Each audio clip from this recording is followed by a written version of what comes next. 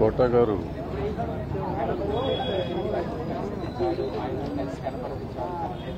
ఎవరు పోయినా మాట్లాడాలంటేనే బాధగా ఉంటుంది. ఎందుకంటే వీళ్ళందరితో ఉన్న అనుబంధం చాలా ఎక్కువ ఒక్కొక్కరితో.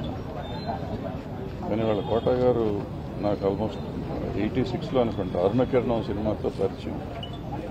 ఆ రోజు నుంచి ఈ రోజు వరకు అన్న అన్నని ప్రేమగా చూసే మనిషి నా మధ్యలో. ఇదే ఇల్లు, మా ఇల్లు ఎదురుగుండా ఆఫీస్ ఉండేది. నాకు దగ్గర 7-8 ఏళ్ళు ఎదురు బదురు ఇంట్లో ఉండేవాళ్ళం. సినిమా ఇండస్ట్రీకి చాలామంది వస్తారు, సినిమాల్లో వేషాల కోసం వస్తారు, లేకపోతే డబ్బుల కోసం వస్తారు, ఏదో చేస్తారు. ప్యాషన్తో వచ్చేవాళ్ళు చాలా తక్కువ మంది ఉంటారు. అందులో ఒకడు కోట గారు. ఆయన వేషం అంటే పాతరం నటులంతా అట్లాగే ఉండారు. తర్వాత వచ్చిన తరం, మా తరం వచ్చినాక వచ్చిన కోట గారు కమిట్మెంట్, క్యారెక్టర్ ఎలా ఉంటుంది, క్యారెక్టర్లో డైలాగ్ మాడ్యులేషన్ ఎట్లా ఉంటుంది, గెటప్ ఎట్లా ఉంటుంది, ఏ క్యారెక్టర్ చేస్తే ఎట్లా అని 750 సినిమాలు చేశాడు. దగ్గర దగ్గర 400 సినిమాలకి ఎప్పటికప్పుడు సెపరేట్గా ఉండేటట్టు చేసుకుని చేసిన మనిషి ఆయన.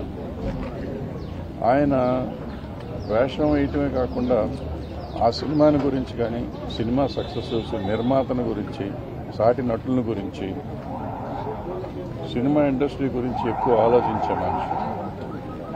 93లో సినిమా ఇండస్ట్రీ అంతా స్ట్రైక్కి వెళ్ళిపోయి ఇక్కడి నుంచి చేయకూడదంటే హంగర్ స్ట్రైక్ చేశాడు ఆయన. ఇక్కడ మన ఫిల్మ్ నగర్ సొసైటీ ఆఫీసులో స్ట్రైక్ 8 రోజులు హంగర్ స్ట్రైక్ చేశారు. వద్దని చెప్తే కూడా వినకుండా చేశారు.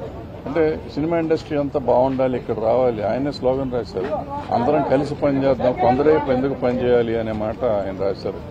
లోపలికి వెళ్తే మీకు ఫోటో కూడా ఉంది అక్కడ, చూసుకోవచ్చు. అంటే సమాజం బాగుండాలి అంటే తను ఉండే వ్యవస్థ బాగుండాలి, వ్యవస్థలో అందరూ బాగుండాలి అనుకుని తాపత్రయపడ్డ మనిషి. తర్వాత సినిమాని పూర్తిగా ప్రేమించిన మనిషి, సంపూర్ణ నటుడు, సంపూర్ణ వ్యక్తి అయిన కోట శ్రీనివాసరావు నాకు మంచి మిత్రుడు, సోదరుడు. ఆయన మన మధ్య లేకపోవటం నాకు చాలా బాధాకరంగా ఉంది. ఇండస్ట్రీకి కూడా చాలా తీరని లోటు. ఆయనకి ఆత్మశాంతి కలగాలని, ఆయన ఫ్యామిలీకి నా